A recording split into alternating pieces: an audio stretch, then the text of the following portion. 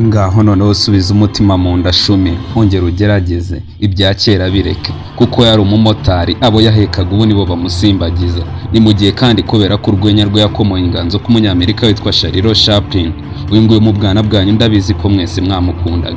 Ibihe birisubira avukira mu Rwanda ahitamo umusore tujye kurebera hamwe amateka ye mu buzima bwe bushariye yanyuzemo.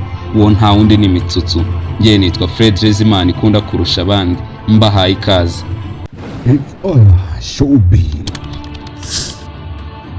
Ndagushimiye wowe wese mo kure ino video ujye ugaruka buri munsi kandi ba wayishimiye ukore subscribe.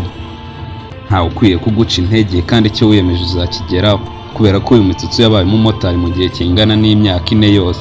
Yatwaraga abastari benshi batandukanye harimo n'abo wiyivugira nka NYAXO, BULLDOG ndetse n'abandi. Uturuka mu karere ka Ngoma ubu ngubu yuje imyaka 25 y'amavuko. Amazina ye nyakuri akaba ari Kazungu Emmanuel, akaba umwana wa gatatu mu muryango w'abana batandatu mu mashuri yisumbuye yize ubugenge ndetse n'ubumenyi bw'isi MPG. Aza kwisanga abaye umumotari nyuma yo kubura amahirwe yo gukomeza amasomo ye. Uyu musore kandi yatangiye n'ubundi kujya inyuma y'ibyuma bifata amashusho ubwo yari ari muri aka kazi k'umumotari.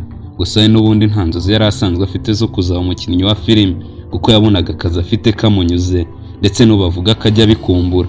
Gusa yari yarabanje kuba umushoferi imaze kuza gukora ikimotari mu mujyi wa Kigali mu mwaka wa 2018 ari naho yahuriye n'umunyarwenya NYAXO.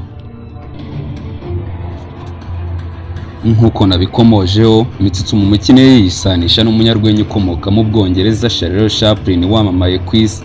Imyambarire ye, intambuko ndetse n'ibindi bigatuma abantu batamukuraho ijisho mu rwenya rwe. Nkuko NYAXO yamufashije kuko ye n'ubundi yari asanzwe akina amafilimi yacaga ku muyoboro wa YouTube ariko baza gurana NYAXO akiri umunyeshuri muri lycée de Kigali kuko yajyaga amutwara amujyana ndetse anamuvana ku ishuri, bityo baza kuba inshuti anamufasha kugera ku nzozi ze. MITSUTSU rero nawe yanyuze mu buzima bugoye kuko yabanye na NYAXO imyaka igera kuri 2 amukorera ariko wavuga ko batabanaga nk'umukozi. Aha ni naho yigiye gukina amafilimi ndetse no kuyatunganya, bityo aza kurenga bamucaga intege bamubwira ko nta hazagera, ariko BULLDOG nawe yongera kumutenga mu bitugu amusaba kudacika intege.